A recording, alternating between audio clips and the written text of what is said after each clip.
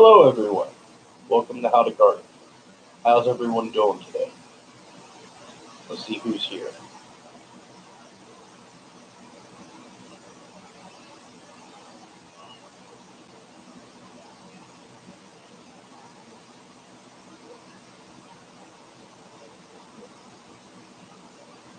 Well, I had a few people in here. Is anyone still here?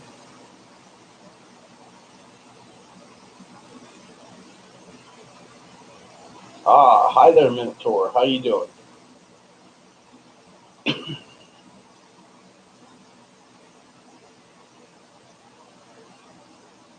Let's see. We got 4 people in. Everybody say hi. Let's see who's here.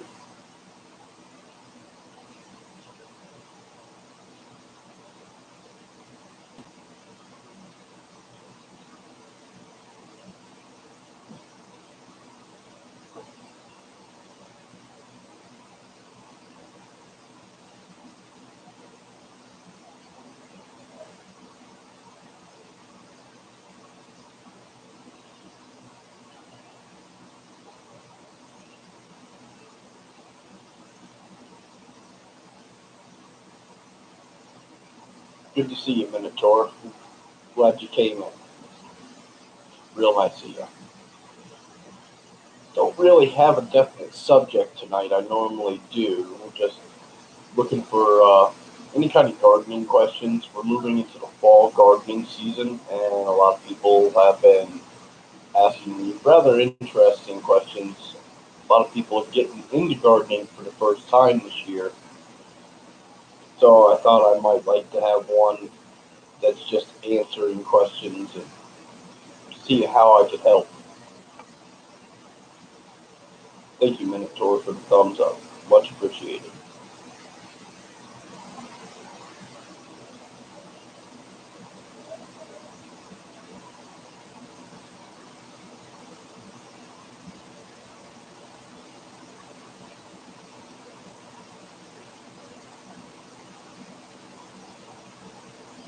Well, I guess I'll just go with how to start your gardens.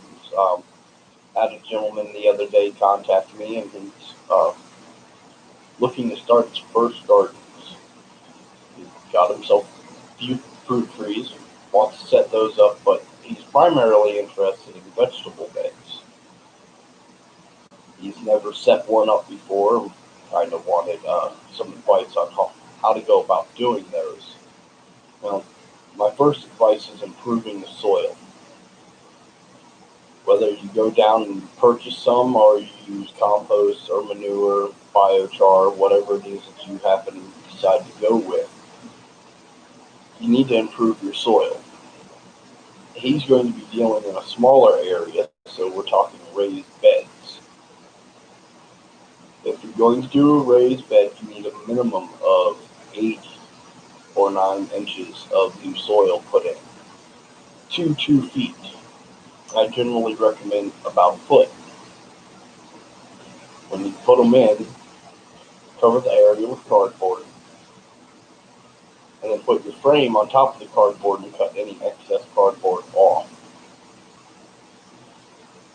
After that, you go ahead and start filling it with your soil. The main reason for that is so that you can smother any grass or weeds that happen to be underneath it. Hey, Chewy, how you doing? Good to see you. Once you get your soil in, you want to go ahead and start to moisten it in advance. The main reason for doing that is so that it's completely ready and at the proper moisture when you're ready to plant either starts or seeds. There are certain mixes out there that you can get your hands on, such as peat moss, that takes 3 or 4 days before it'll soak up enough water. And at first, it's actually hydrophobic. That basically means that the soil itself will push the water away from it, and it takes a good while.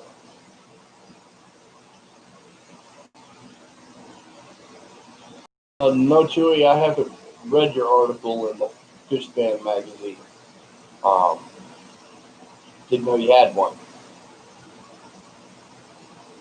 Once you get your soil started real good, and properly moisturized, go ahead and cover it. Keeps weed seeds from blowing in. That way, when it's time for you to go ahead and put in your seeds or your starts, like generally most people will start stuff in a greenhouse, or down here in Florida, you start it in a shade house, you can go ahead and move them in. You generally want to prepare your beds at least 2 weeks in advance.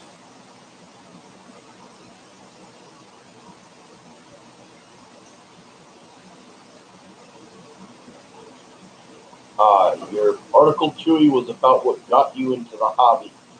You it wasn't even a fish. What did get you into the hobby first? I know you got a lot of fish. Will it grow? Hello. Nice to have you in here.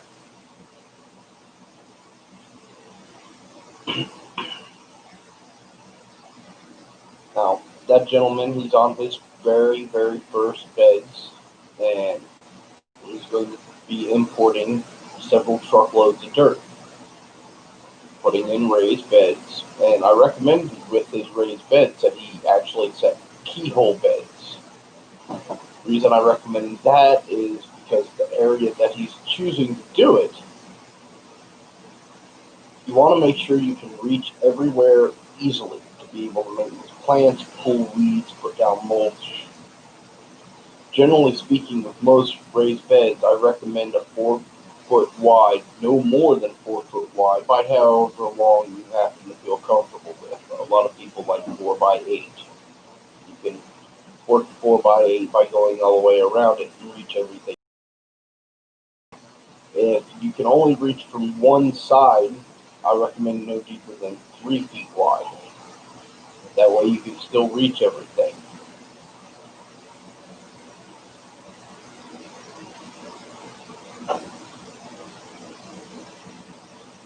So what got you in the fish too is petting the first ever orca's tongue and giving a salmon to it when you were 7.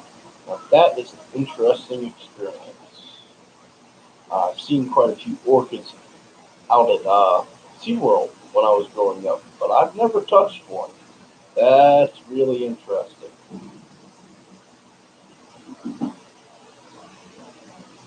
If anybody has any questions about gardening, just feel free to throw them in the chat.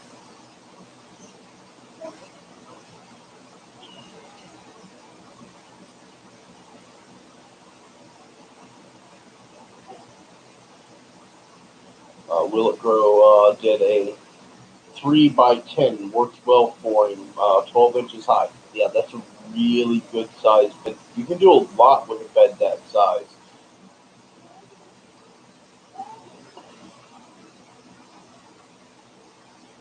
So he says in 1964, my cousin is a marine biologist, sort of retired, lol, who worked with the orcas in Vancouver. That's cool, too. Now, this gentleman, he's doing his starts. He's got himself several things set up inside. And of course, any growers around here or anybody pretty much in the country knows about the seed shortage. So he's encountering that issue right now. If you're going through a lot of the seed places sold out earlier this year and they haven't really replenished. I found that going to hardware stores, particularly ones in the middle of nowhere, still have a halfway decent seed stock.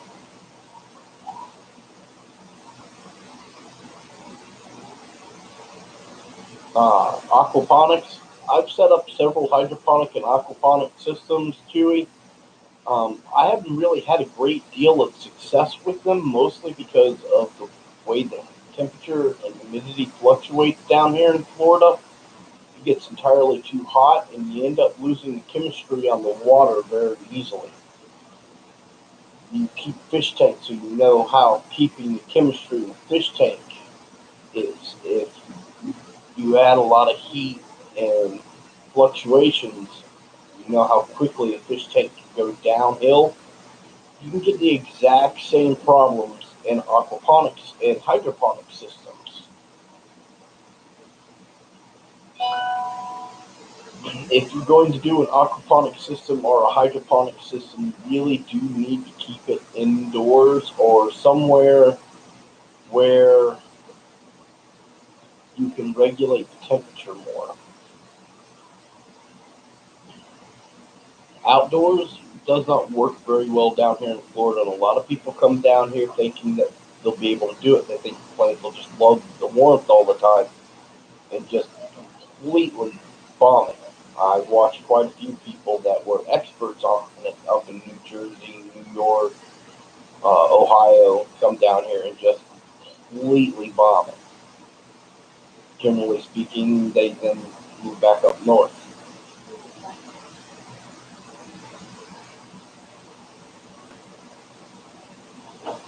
Chewy, I use fish emulsion in my gardens on a regular basis, which is basically the same thing. Sometimes I make it myself, and sometimes I purchase it. Since I fish, I tend to use fish or have leftover fish guts on a regular basis, and it's great in your garden. It's one of the best things that you can have.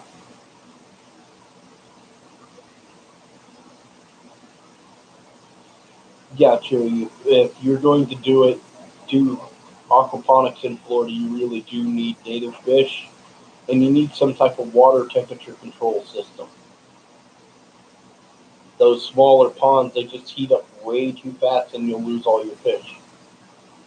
Living Miracle Homestead, hello, thanks for coming in. As far as the native plants go, Chewy, in a hydroponic or aquaponic system goes, that's not really as important as much as keeping your temperature control. You'll have a lot of the same problems with the native plants down here dying because it just got too hot. Now, in nature, it tends not to get as hot as, say, somebody's backyard or out in what used to be a cow field. They turned into an aquaponic system, mostly because of the depth of the water. Now, that being said, there are plants that you can pick and choose that are native and non-native that'll help with that situation. I know quite a few people that like to use lily pads and systems like that because it helps shade.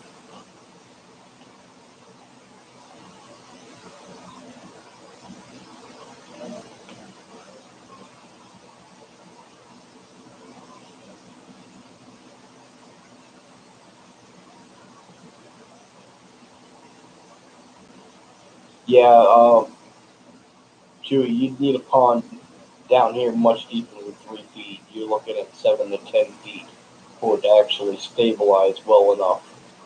They need to be able to go to some type of depth to cool off, unless you put a cooling system in. And there are cooling systems that you can put in.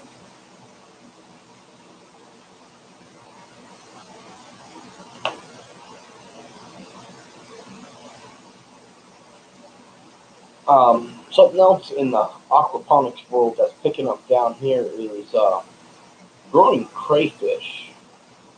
I've had several people bring that to my attention. And what they're doing is they're getting the crayfish that are found in Australia that are used to the higher heats and using those here. The thing that has been popular in the past here is catfish ponds and creating very large catfish ponds running an aquaponic system off of it.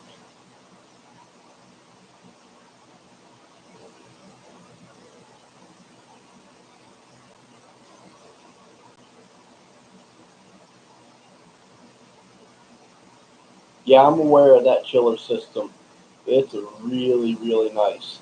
They're using virtually the same thing out here at SeaWorld, and when I was a much younger person, I did some work on that. It's a very impressive unit. That particular one out there actually runs off of evaporator systems, and it's the size of a small bus. It's really impressive chiller system that they have out there, and it's for their penguin exhibit.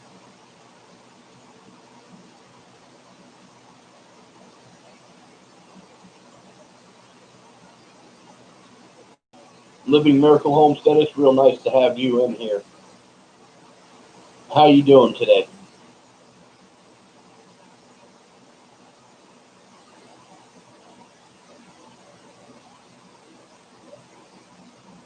And will it grow? It's really nice to see you in here too. How are you?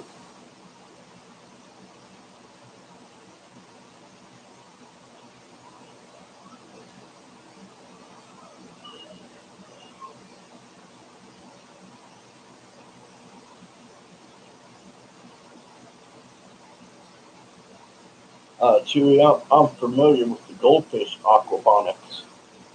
Wasn't aware anybody was successfully doing it with koi. Tilapia is actually one of the ones that are recommended for all the way down here, but they tend to die in the summer heat unless you can get them indoors. It just gets way too hot. Now we've got plenty of tilapia in the waterways because they were released here to help with a weed problem. About 20, 25 years ago, there was a state program to introduce tilapia to our waterways. Now we've got a lot of tilapia in our waterways. They breed about 4 times a year.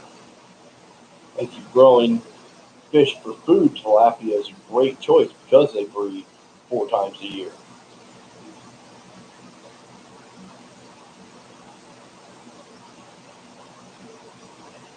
A Living Miracle Home said, yeah, we did get the storms earlier. It looked like on the radar you got it a whole lot more than I did, though. I only caught the tip of it. We actually ended up underneath the cloud deck here and was able to get some work done outside. About the same time you were getting totally stomped by that storm as it went over.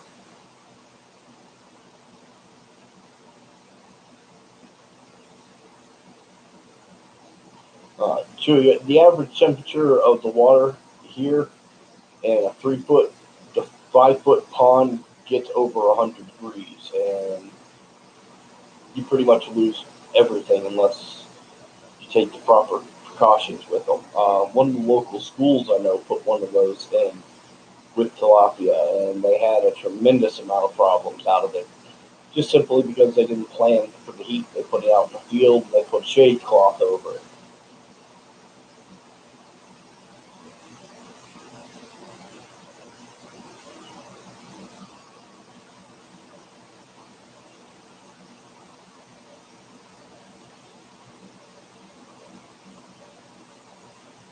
Uh, Living Miracle Homestead, you're not fond of tilapia. They taste really similar to bluegill.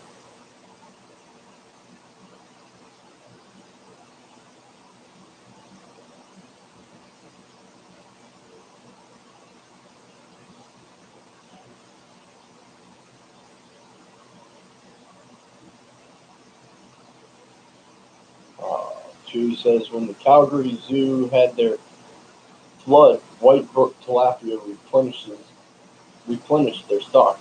That's cool, knowing those people. That's quite a journey from Texas all the way up to there. Some good sized tanks they'd have to be transporting them in.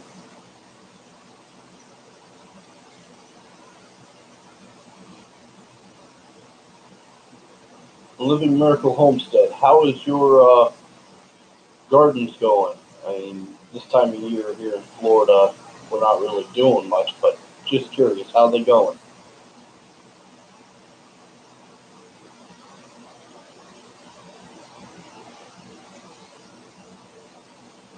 I'm with you there, Living Miracle Homestead. I do tend to eat a lot more saltwater fish, mostly because of where we're at. It's easier and tend to catch more beachside than we do over here on the freshwater river.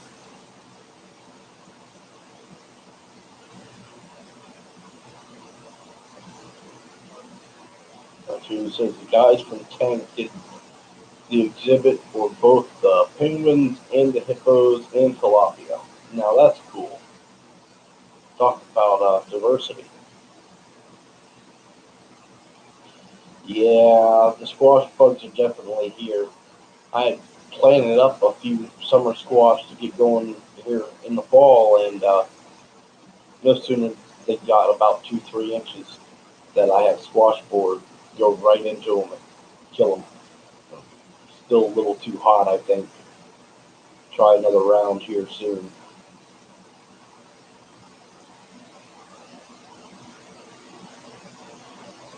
What are you planning on growing this fall, Living Miracle? Are you going to do a fall garden?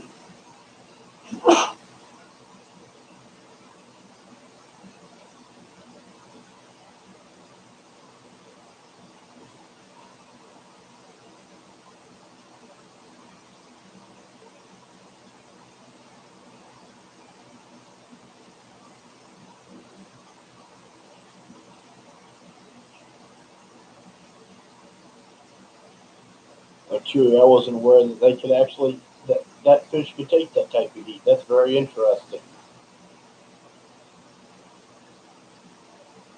Generally speaking, with the aquaponics, though, I do recommend down here that people put them indoors, somewhere where they can control the heat. It just makes it so much easier.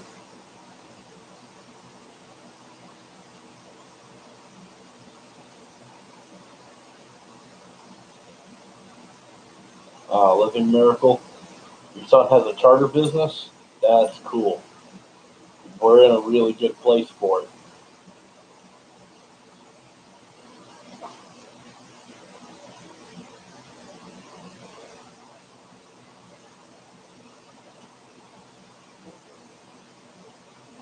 I'm hoping to expand my vegetable beds this fall, and I'm going to try growing a few things through the winter that are not normally something you would grow in the winter, just because every year when the summer heat hits, it kills it. So I'm going to go ahead and try growing things that most people would consider a warm season crop in the winter, such as cucumber.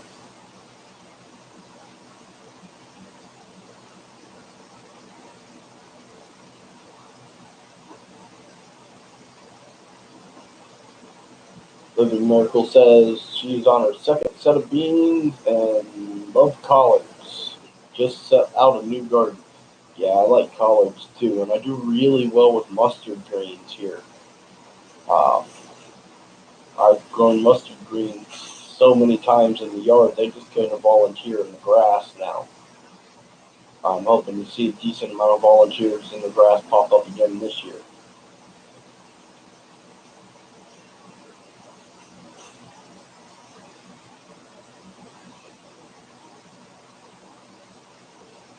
That's interesting, Chewy. Below 75 kills them.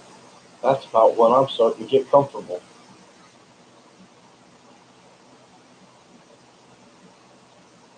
Yeah, I'm really looking forward to October Living Miracle. It's I'm gonna really try to fill in as many spaces out in the garden with just about anything I can think of out there, just so I can have a decent crop out there.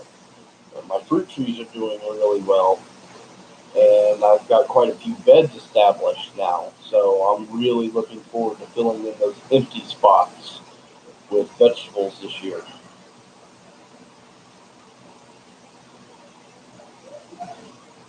Crop. I generally have to do very little with it. Most of the brassicas that I grow, and well, just mostly brassicas. Almost everything I grow in the winter traditionally is some form of brassica, and they just don't seem to care what I do to them. They just grow.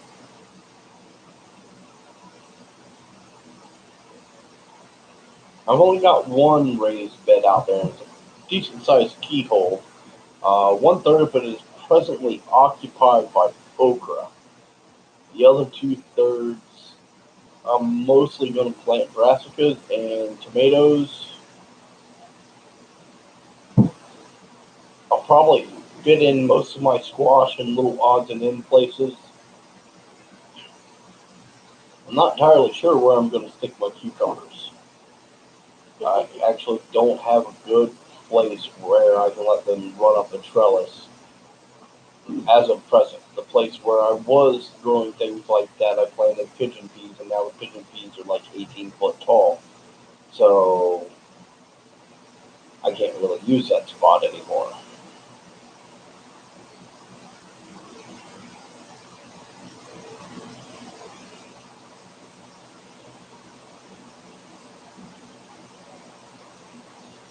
Rotating crops of fish in an aquaponic system. That is an interesting concept I've never thought of, Chewy. That's cool.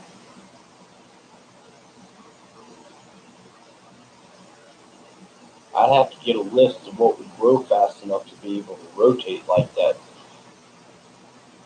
We rotate crops all the time in gardening, but I've never thought about rotating crops in an aquaponic system. We rotate the vegetables and stuff, but not the fish.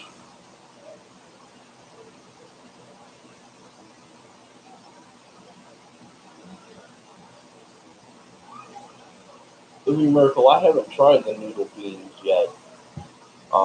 Right now, I've been doing a decent amount of work with what's called a black jungle butter bean or lima bean, and I found myself in an interesting position of being one of very few people holding the remaining seeds that were uh, here. They were brought in by a gentleman sometime in the 70s from South America, and from what I understand, its home range has been totally destroyed.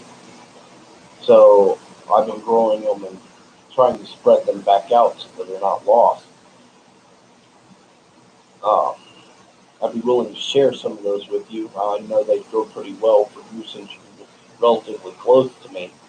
I've got about 50 of them right now, and I've shared out probably about 30 or 40 so far. You don't need a lot of them. They grow pretty much true. You only need 3 or 4 to get them going, and then you can just keep going with them. They're heat tolerant, but they don't like the frost. Frost will kill them.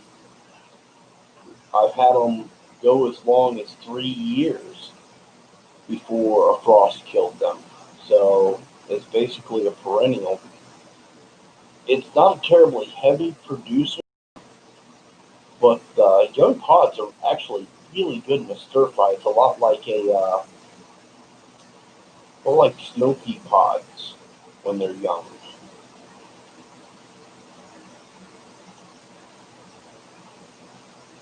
Yeah, look, Miracle, we'll have to hook up and I'll find a way to get you some of those. You're not that far from me.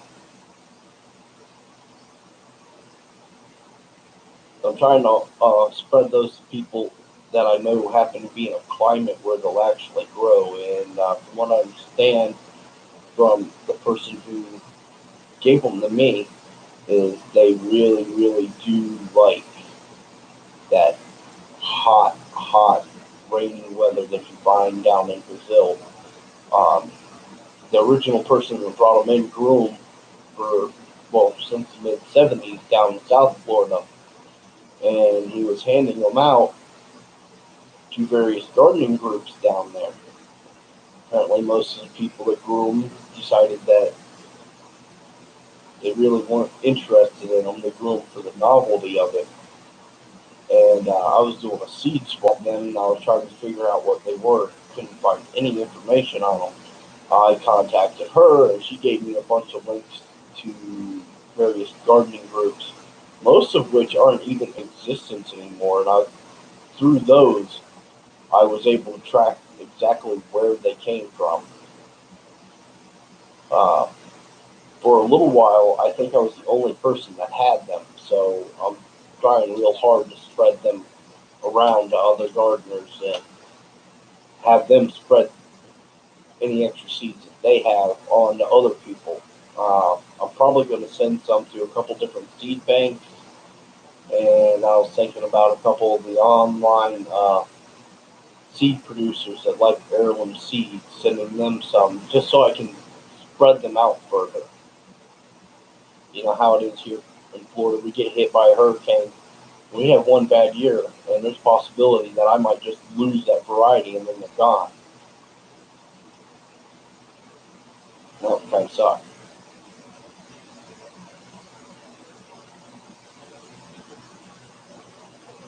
Miracle. I tried the Christmas lima beans a few years ago. Well, a few years ago, it was more like 15 years ago. They did really well in the Melbourne area.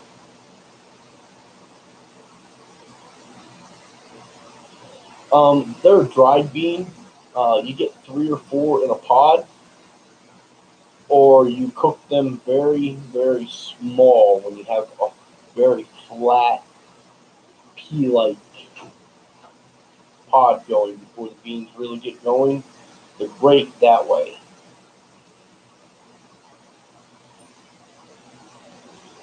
Maybe I can get you a few more so you can share some up there in Kentucky. That'd be cool. Hi, Emily. Nice to have you in. Thank you very much for hitting the thumbs up. Much appreciated. Yeah, these black lima beans are they're really interesting and they're pretty hardy. They're not super heavy producers, but they are a vine and they'll go right up my fence, catch a hold of the trees on the empty lot next door, and go right up in the trees. And they're not poor producers either. You're still going to get between 20 and 50 pods out of a plant. And it doesn't seem to affect whether or not you let them dry and then pick them or you pick them young. It's just they're slow at their production, but they produce a lot over the time of the plant. As far as cooking them goes, I just dry them out and cook them, soak them and cook them like I would any other lima bean. Or the small pods I like in a stir fry. You just blanch them and throw them in a stir fry. They're real good. They're kind of sweet. They're a little bit crunchy. Hello, getting started on homesteading. Nice to have you come in. From Western Kentucky. That's a nice area out there. We were just talking about some seeds that I had.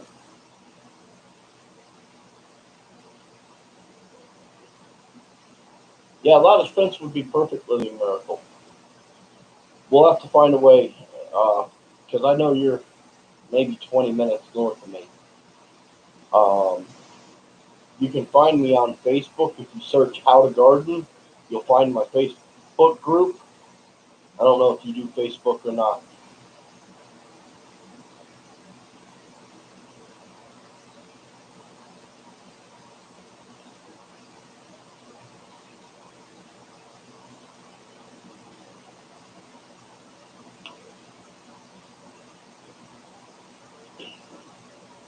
Living Miracle, are you going to share some of those with getting started on homesteading? Because I'll make sure I get you enough. I put back a decent amount, and I've got a couple of them already going out in the garden right now that I'll be able to harvest more off of, as long as we don't get hit by a hurricane and wipe out the plants. But I'll still make sure I'm keeping my own backup seeds. To search How to Garden and then look for the administration, and you'll find me, and then just send me a message through the messenger. Let me know it's you.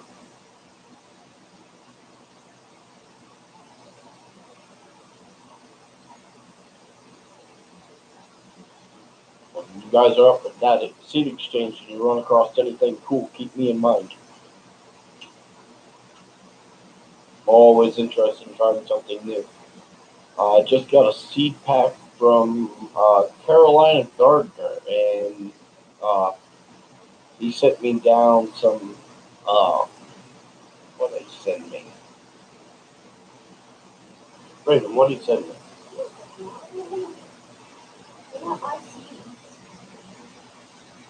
He sent me some form of brassica. Uh, Not remembering what it was, but it's supposed to be heat tolerant for all the way down here. Yeah, it's a heat tolerant broccoli. No, I already had the kohlrabi.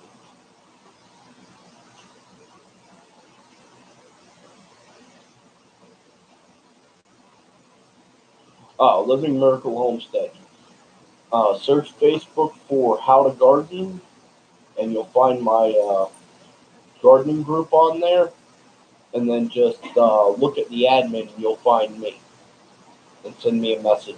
Make sure you let me know it's you.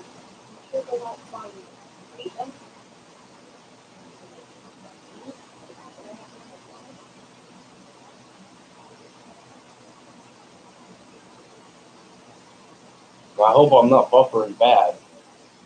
My internet's not exactly the best, but it hasn't given me a little sign saying that I'm buffering.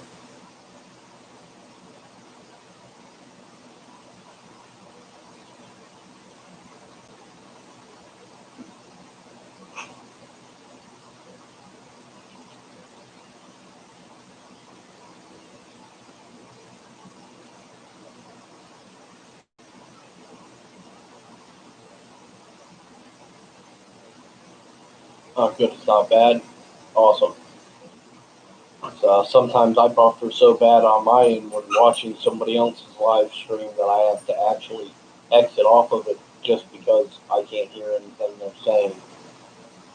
I was happening to off grid the other night when I was over on their stream modding for them, and I could catch maybe every other word, and then they'd start to buffer real bad again. It was terrible.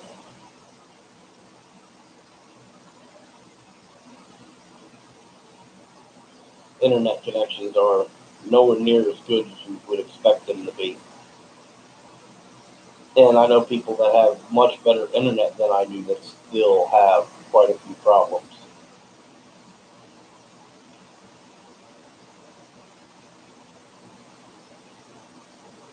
Living Miracle, is that you right there that just pinged the Howard Garden uh, Facebook page?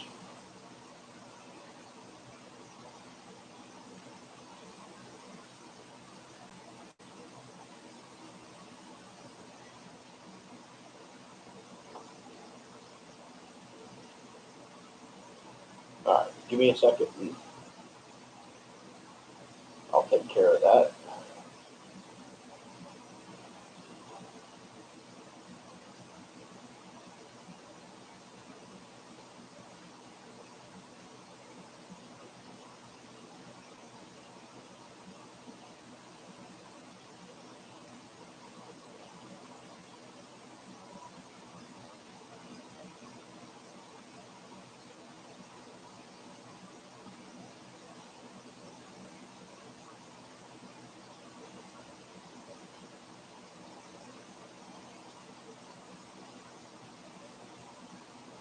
There you go.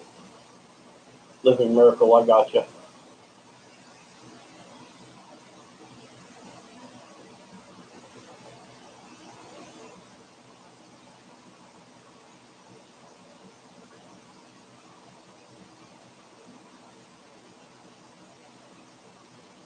Yeah, Living Miracle ain't kidding. We had some storms.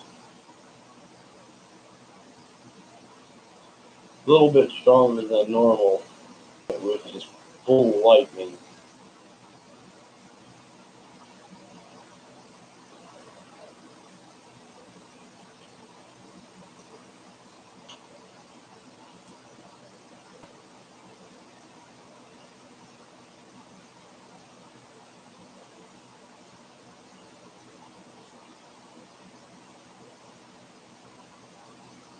Getting started on homesteading. What type of tomatoes are you growing up there in Kentucky? What does well for you?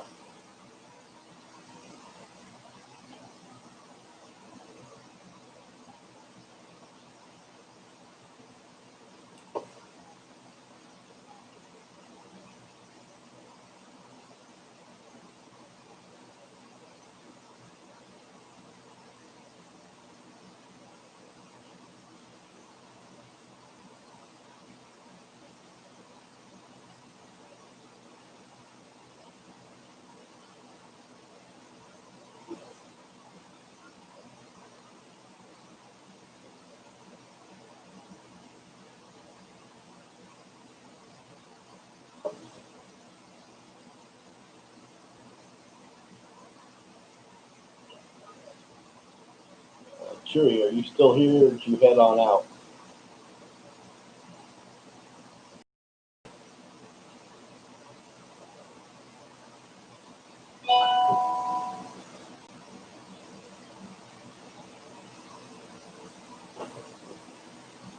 I know Minotaur's not here. I just got a notice that she's doing premiere, so she'll be over there.